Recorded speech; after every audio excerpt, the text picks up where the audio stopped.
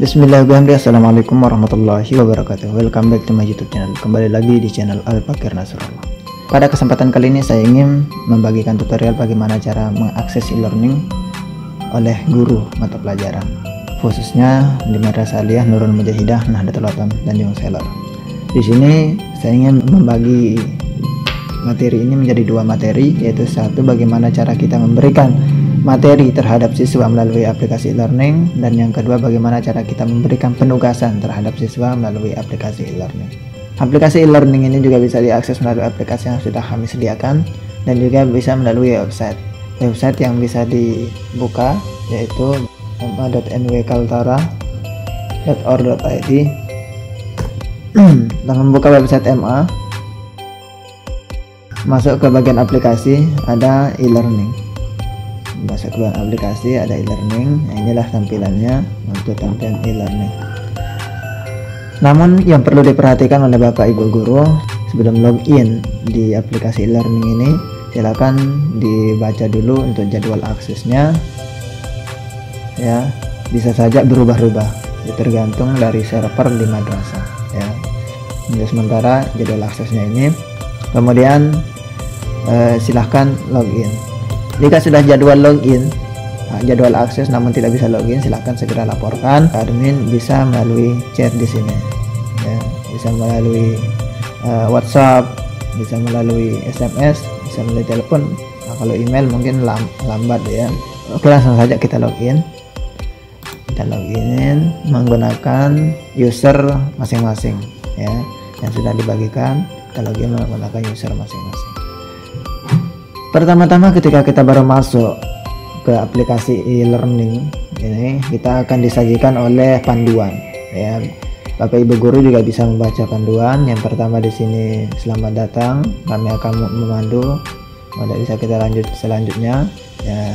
Ini merupakan pemerasa media sosialisasi Madrasah Indonesia. Dalam fitur ini dapat berkomunikasi dengan berbagai informasi dan berbagi informasi dengan guru dan siswa, bisa dibaca di sini nanti. Kemudian ini ada kelas online, ya, membuat kelas baru menurut ruang kelas. Kemudian kalender akademik, kemudian komunikasi. Di sini kita bisa berinteraksi dengan guru lain, mengirim pesan pribadi ke guru lain, atau dapat melakukan semua di menu komunikasi ini. Kemudian ada baru kita masuk ke kelas online, ya. Baru kita masuk kelas online. Kemudian di sini kita bisa berbagi ide atau gagasan, ya. Dan selanjutnya di sini ada data-data siswa, panel untuk kita bisa mengetahui data siswa yang aktif pada saat itu, ya. Kemudian selanjutnya ada data panel guru, bisa kita melihat data guru yang teman-teman guru yang aktif begitu. Selanjutnya kita bisa merubah di profil ini, kita bisa merubah profil, merubah username kita atau merubah password daripada e-learning kita ini. Oke, itu saja panduan dari aplikasinya. Kemudian kita langsung saja bagaimana cara kita membuat penugasan. Nah, di sini ketika kita sudah masuk membuat kelas, kita masuk ke kelas, misalkan ini kelas 10 bahasa Inggris semester 2. Sebelum kita melakukan atau memberikan materi terhadap siswa, terlebih dahulu kita akan menyusun kompetensi inti dan kompetensi dasarnya, kompetensi KI dan KD-nya. Kenapa harus kita menyusun kompetensi inti dan kompetensi dasar sebelum melakukan penugasan? Karena kita akan mengacu terhadap kompetensi inti ini nanti, apa yang kita berikan tugas dan sebagainya. Sebagai contoh di sini, kompetensi dasar, kompetensi inti, misalkan ini Bapak Ibu guru bisa mendownload KIKD yang sudah di share, atau nanti saya berikan linknya, ya. KIKD contohnya seperti ini. Ini untuk bahasa Inggris, ini untuk KIKD bahasa Inggris, ya. Nanti saya share untuk semua mata pelajaran sebagai panduan kita. bisa kita memakai semua atau bisa juga kita memilih. Misalkan ini kompetensi inti segi pengetahuan, ini kompetensi dasarnya, ini kompetensi inti keterampilan, bisa kita langsung masukkan yang ini di bagian sini. Nah, kompetensi inti bagian pengetahuan, ini kompetensi dasarnya, lalu di sini kompetensi inti bagian keterampilan, dan di sini kompetensi dasar bagian keterampilannya. Nah, setelah ini sudah tersusun, baru kita menyusun KKM-nya. Baru kita menyusun KKM. Berapa KKM yang akan kita buatkan untuk siswa, ya. Kita melihat dari segi KIKD-nya, kompetensi dasarnya, dari kompleksitasnya, daya dukung, kemudian intake peserta didiknya kita ambil berapa, bisa kita ambil tinggi, ya, bisa juga kita ambil sedang, nah, tergantung. Ini otomatis nanti KKM-nya otomatis, ya. Kemudian RPP, baru kita menyusun rencana pembelajaran. Setelah kita susun yang tadinya kompetensi inti dan kompetensi dasarnya, baru kita menyusun pembelajaran.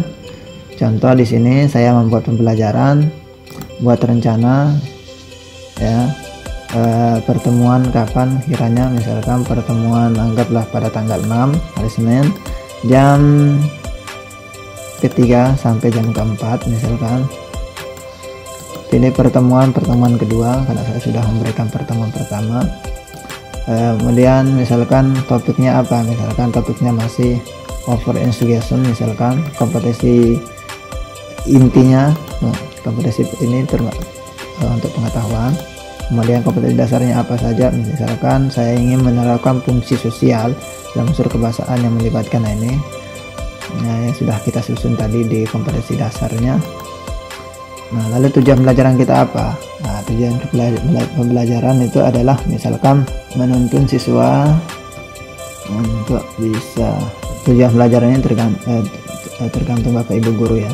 Misalkan saya di sini tulis asal dulu, menuntun siswa untuk bisa offering suggestion, untuk bisa memahami, berinteraksi dengan offering suggestion dan lain sebagainya, misalkan.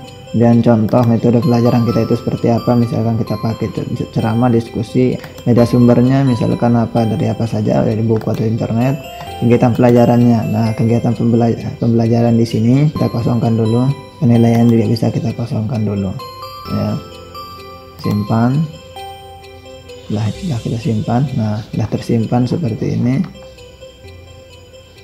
sukses tersimpan. Cari pertemuan kedua, coba kita cari. Nah, ketemu untuk pertemuan keduanya seperti ini, hari Senin jam ketiga keempat, pertemuan untuk tujuan pelajaran ini, menuntut siswa dan lain sebagainya. Metode tanya jawab, media sumber, buku internet, kegiatan pembelajaran, penilaian dan sebagainya. Lalu setelah kita menyusun rencana pembelajaran ini, baru kita akan masuk ke bahan ajar. Nah, ini berkaitan sebenarnya. Misalkan di sini saya akan membuat bagian baru, bahan ajar apa dari komputer, misalkan. Pilih bahan ajar, bentuknya seperti apa, misalkan saya bentuknya format PDF. Kita pilih file PDF-nya, anggaplah bahan ajarnya yang ini, kemudian masukkan nama bahan ajarnya. Nah, di sini misalkan supaya siswa dapat memahami, bahan ajar offering, ya, keterangannya misalkan mungkin bisa kita bilang silahkan dipelajari dan kita akan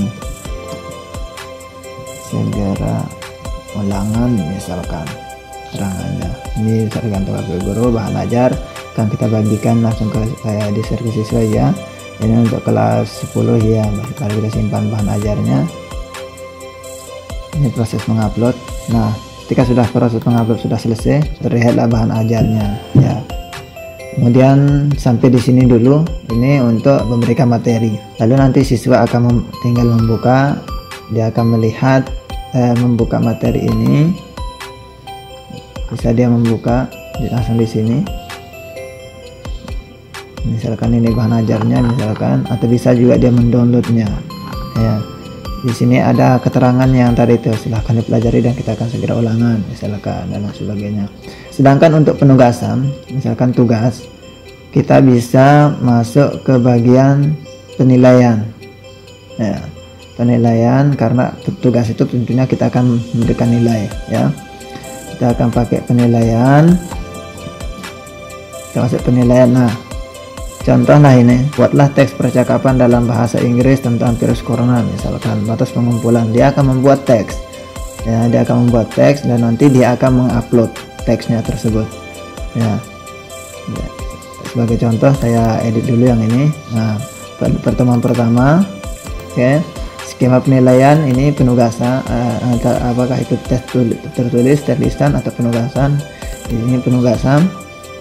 Jika tugas harus diupload oleh siswa melalui e-learning, atur pengaturan apakah tugas bisa diupload ya, ini bisa diupload. Kemudian kompetensi dasarnya apa, misalkan tadi menerapkan fungsi sosial struktur teks, unsur kebahasaan teks, interaksi transaksional lisan dan sebagainya. Misalkan penilaian hari yang pertama, keterangannya apa, buatlah teks percakapan tentang virus corona. Nah, ini mulai melalui pengerjaan tugasnya dari tanggal 4 jam 4 tanggal 4 bulan 4 jam 00 sampai dengan tanggal 11 bulan 4 jam 7.00 harus sudah dikirim. Jika lewat dari ini tidak bisa dikirim. Lalu kita simpan, lalu tampillah seperti ini ya. Ini untuk penugasan pengetahuan ya, penugasan pengetahuan. Bisa juga kita memberikan penugasan keterampilan di sini. Untuk penugasan keterampilan, nah, misalkan contoh berbicara menggunakan bahasa Inggris, buat video minimal 5 menit, tema bebas. Nah, misalkan begitu. Ini ujian praktek skema, misalkan saya, oke, ini cara membuatnya. Masuk ke tambah tadi itu, unjuk kerja, misalkan unjuk kerja, proyek, portofolio atau produk. Ini saya pakaikan ujian praktek. Kemudian kompetensi dasarnya menyusun teks sosial lisan pendek melibatkan tindakan memberi dan meminta informasi misalkan. Kemudian sama seperti tadi itu, mulai tugasnya kapan, batas pengumpulan tugasnya, batas pengerjaan tugasnya kapan, keterangannya apa yang akan dibaca oleh siswa, buatlah video minimal 5 menit, tema bebas ya kayak tadi itu. Kemudian atur, dan kita akan atur apakah bisa diupload atau tidak ya, simpan. Otomatis nanti siswa akan mengupload di bagian isi di sini nanti ya. Ini untuk memberikan penugasan ya. Di samping itu, yang perlu kita lakukan adalah kita harus selalu mengabsensi siswa, apakah dia hadir atau tidak. Bagaimana cara kita tahu siswa itu hadir atau tidak ya? Kita bisa masuk ke bagian data siswa tergabung. Data siswa tergabung kita akan masuk, kita bisa melihat dia online apa tidak. Pada saat jam pelajaran kita itu dia online apa tidak. Nah, nanti kita akan perintahkan terhadap siswa supaya dia akan supaya dia aktif pada jam dari jam yang sudah diberikan ya, karena ini akan selalu dipantau oleh pengawas ya. Dan bisa kita absensi, berarti ini kita absensi menjadi hadir, ini tidak hadir, berarti itu bisa kita absensi. Kemudian di bagian jurnal guru, tambahan di bagian jurnal guru, kita bisa menambahkan kejadian, tambah misalkan waktu kejadiannya kapan, misalkan tanggal 4 April, pilih siswa Ahmad Salman, misalkan kejadiannya terserah Bapak Ibu guru, misalkan tidak mau mengerjakan tugas ini untuk jurnal gurunya ya, butir sikapnya apa, dia itu tidak tanggung jawab, berarti negatif, positif negatif. Tindak lanjutnya misalkan kita akan, ketika dia tidak mau mengerjakan tugas, dilaporkan ke BK misalkan ya. Nanti otomatis guru BK akan bisa melihat ini nanti. Guru BK bisa melihat ini nanti. Contoh seperti ini. Ya. Ini untuk jurnal. ya, untuk jurnal guru. Untuk guru sampai di sini sebenarnya materi yang inti dulu. Ya, tadi itu mulai dari